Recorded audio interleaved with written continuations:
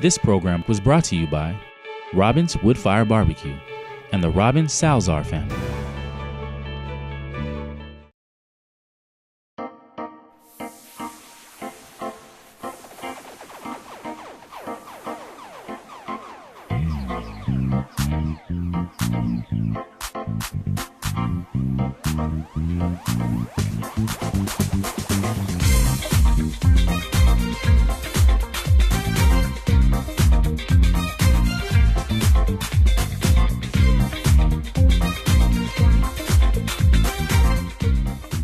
Welcome to What's Up Pasadena. In our city, it's just second nature for our local citizens and organizations to want to make a difference.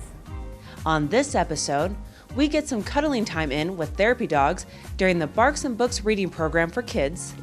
Meet Ms. Greater California, who's using her passion for education and STEM as her pageant platform, and stop by the grand opening for Remainders Creative Reuse, a nonprofit that focuses on recycling materials and transforming them into artistic pieces. So Remainders, we do have our retail and our supplies that are available, but really our aim is for it to be a community space for people nearby to use it as a place where they can grow their own creativity. We have classes, we have workshops. So our aim is really to have the community take a lot of ownership in this space. Yes, you can come here and get crazy fabrics and find thread and find stuffing and batting for quilting, but you can also come and bring your friends or bring your mom or your quilting group, and we have work tables to work at. We have space to expand whatever it is you're already working on. The other huge motivation in creating Remainders was having it be eco-friendly. There is such an excess of materials and people just throw stuff out like it's nothing. And if we can redirect that to be used for art classes in schools, for events in the community, for conventions in LA, it would be great to just have that excess be repurposed. A space like Remainders helps me be creative, remain creative, and continue to be creative, because as you look around and walk around and all the colors, the textures, they beckon you. You get to touch things, to hold things, and you're inspired. So our new space here on Walnut is much larger than our former space, which was the home studio of our founder, Robin Cox. It was a house here in Pasadena, and we were just bursting at the seams. So on Saturday we had our grand opening, and it was extraordinary. There were people from all over Pasadena, people from across Los Angeles. We had people that were familiar with our organization, people that had just heard about it through word of mouth, teachers, moms, just all kinds of people, and moms with their kids who were here to look at what we had to offer, people who were interested in buying supplies, people who were interested in donating supplies, and we felt so much support from the community because we really started from nothing and now we're here. I can imagine anyone in Pasadena. In fact, I volunteer once a week to just be in the store and help customers do whatever they want to do, help them to create something. And mostly it's people passing by, or people who've been on the mailing list and can't wait, like, oh my gosh, there's a bigger space. I can't wait to go there. So it just builds community because there's space and so many resources. So I'm wearing a purse today, and I've got the materials from here, many of them recycled, so that we have the front and the back. And so I'm just having a wonderful, great time as I peruse these shelves with great, unabashed joy.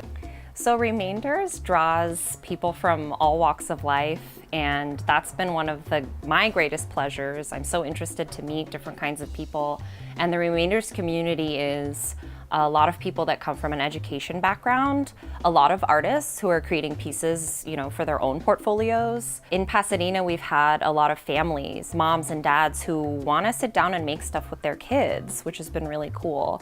Working with art therapists has been also a great opening to a world I was never really involved with, and seeing ways that art can better the lives of people that have coming from all kinds of backgrounds, like, whether you're dealing with PTSD or trauma or mental health issues, art is often an overlooked way to work through those things. So at Remainders, I mean, anybody is welcome. I think that we have been making art as human beings since the beginning of time as a way to express our feelings and integrate information. So art therapy really is about using creativity to heal, express our feelings, and also learn about ourselves. In the future, for Remainders, I would love to see it being a place where people come to congregate and to really feel connection with other people, because the more that technology takes over our lives, it's an amazing tool, but it also is cause for a little bit of disconnect. And when you're sitting down with someone and problem solving with them, and how should I sew this, and what do you think about this color, there's really that opportunity for genuine connection. If people want to get involved with Remainders, we have so many opportunities to do that. First, we are looking for volunteers if they want to commit some of their time, a few hours a week. Also, we have lots of classes. People could come in if they're starting at 0. We are here to get you to number 1 or to number 2. If you're an experienced artist, we have advanced artists on staff that can, take you to the next level.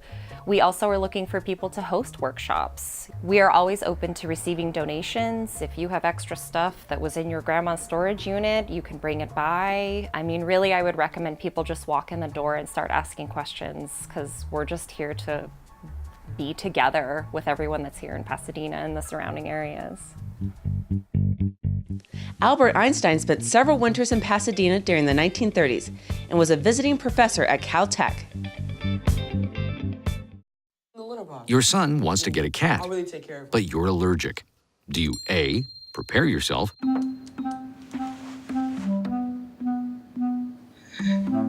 B, make the best of it, C squared equals 25. Good job! or C, find a loophole?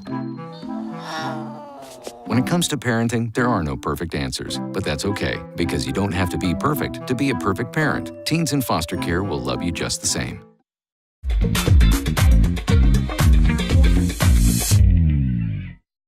One Altadena woman is using her influence as Ms. Greater California to bring attention to STEM education for women and underrepresented minorities. The Ms. America pageant is going to be held on March 10th of this year, 2018, at the Queen Mary in Long Beach. And I will be competing against 24 other women who come from all over the United States. Well, my background in pageantry is when I was just out of high school and I'll say my age, 1983, I competed in the Miss Huntington Beach pageant, which at the time was part of the Miss America organization. Never done a pageant before. A friend of mine talked me into it.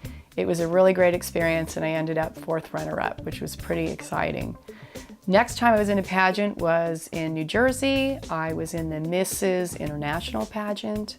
I was Mrs. Bedminster. Well, my passion for pageants actually started back when I was younger. I would always make sure that I watched the Miss America pageant on television. As a young girl, I always saw those graceful, beautiful women in very pretty dresses gliding across the stage, and I said, when I get older, I want to do that. So I realized that one of the things that's really amazing about competing in pageants, or even just participating in them, is that they give you a chance to build your self-confidence. They actually also afford the opportunity to be more involved in your community, especially when you're making appearances. And the third piece of it is that they actually empower women. Being a first-generation college graduate, Dawn's pageant platform, Educate to Elevate, comes from an early passion for science. My mom was always an avocational Egyptologist, and I decided I wanted to be an archaeologist when I grew up. And so I was able to do that. I went to college and I studied archaeology and anthropology, and I did a lot of field work. I worked in Mexico, Belize, and Ecuador. And I worked on several different archaeological projects, and I had a very specific skill set within archaeology. It's known as paleoethnobotany. It's a long word. Basically what it is you look at plant remains in the archaeological record and you analyze them to be able to understand what types of plants people were using in the past, what was domesticated, what they used for food, for medicine. So you learn a lot about a culture by looking at the plants that they used. So that started my background in science, and now the work that I do is actually trying to make sure that more young people get involved in science and engineering and technology, and they have a path to success in STEM. STEM Advantage is a nonprofit that's based in Southern California. It started 6 years ago by Leanne Klein, who is the president and founder, and it's an organization that partners with the California State University system. Right now we work with 4 campuses. We have 92 students that have graduated from our program to date in 5 years. We have quite a few others that will be graduating in this May, and what we do is we provide scholarships.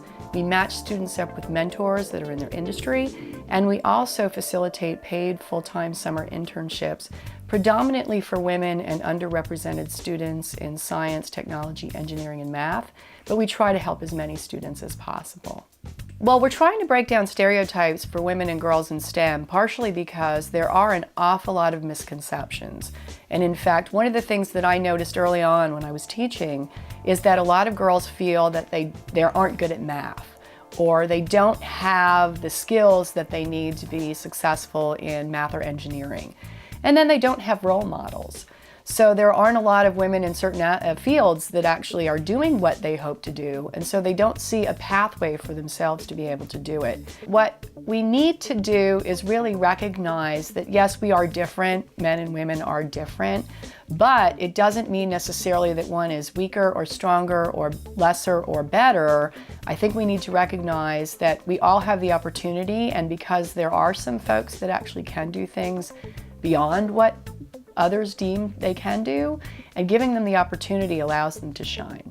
Just like we were talking about the fact that there's some stereotypes with respect to women in STEM, there are also stereotypes about women in pageants.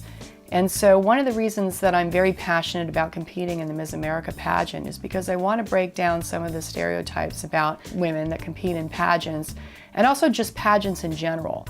Pageants actually empower women. And one of the reasons why they do that is because they give women a voice. And so this is an opportunity to stand in front of people, both when you're competing in the pageant, but also when you win and you're making appearances, to talk about things that you're passionate about.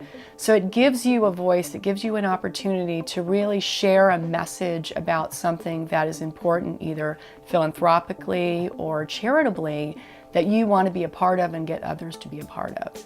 The other thing that pageants do is they actually provide opportunities for leadership skill development. It also gives you the opportunity to work with community members, people who run organizations, and it really gives you the opportunity to take some of the messages that you have with your platform and provide leadership to those organizations, or being able to present them in a way that takes them to another level.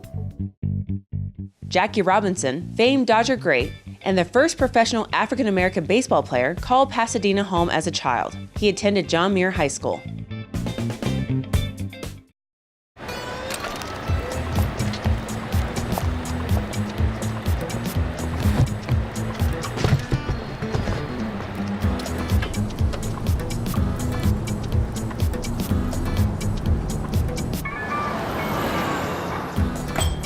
It's a short ride from your neighborhood to your naturehood. To find a neighborhood park or green space near you, visit discovertheforest.org.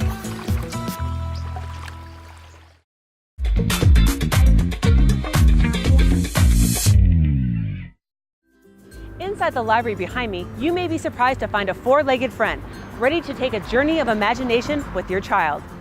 We are here at the Lamanda Park Library in Pasadena, and we are here for our Barks and Books program, the Pasadena Humane Society's reading enrichment program for kids. The program is at libraries throughout Pasadena as well as in other cities, and our volunteers come with their trained dogs to help kids gain confidence in reading. So there's a selection of animal-themed books that the kids can pick out, and they read to one of our therapy dogs. The program uses all different kinds of dogs. So we have dogs that have been adopted from the Pasadena Humane Society, and we have dogs that have been rescued from other organizations. There are large dogs, small dogs, all kinds of different dogs, and all the owners are volunteers at the Pasadena Humane Society. So they are a volunteer team. Well, Puck is a therapy dog. And what's so unique about Puck, she loves everyone for a start, but she can be very calm. And I think for children who are sometimes a little nervous about other dogs, especially a big dog, that's really good. And she'll stay quiet, she won't bark, she won't jump up on them. She'll just snuggle them and look at them with her woeful eyes, that just say, pet me, love me, pet me, love me. I like reading to Puck because she's super cute and I like reading. The program serves kids from all over Pasadena, and there are a lot of kids who are becoming better readers because they're coming to the program. We have kids that come every single week, and they really, really look forward to seeing their favorite dog and getting to read about animals. I've seen kids who come to this program regularly really make a huge leap in terms of confidence in reading, and they're reading with greater enunciation, greater confidence, greater expression. It's great because the dogs sometimes look like they're really listening to what's being said. I've seen kids hold up the books so that the dog can see the pictures as well, so it's like a mini story time too. And it's great not only for reading, but it gives kids a way to experience animals that they may not have an opportunity to interact with in a different sort of space. In addition to teaching reading confidence, it also teaches kids to be comfortable around animals, to learn to ask before you pet it, things like that. So it's kind of a win-win both for books and reading and for animals. Barks and Books happens all over Pasadena, so to find an upcoming location near you, visit pasadenahumane.org. Here's your events calendar for the month of April. Woodworking workshop on April 7th with Side Street Projects. Ability First Stroll and Roll on April 8th at Los Angeles State Historic Park. Monsterpalooza 2018 on April 13th through 15th at Pasadena Convention Center. Pasadena Festival of Women Authors on April 14th at Pasadena Hilton Hotel. Adelante Mujer Latina Conference on April 21st at Pasadena City College. The 2018 Pasadena Showcase House of Design on April 22nd at various locations. The 2018 Conference on Healthy Aging on April 28th at the First Church of Nazarene. Jackalope Pasadena Spring 2018 on April 28th at Central Park. That's your events calendar for the month of April. Thanks for joining us on this episode. Follow us on social media and visit us at pasadenamedia.org. See you next time.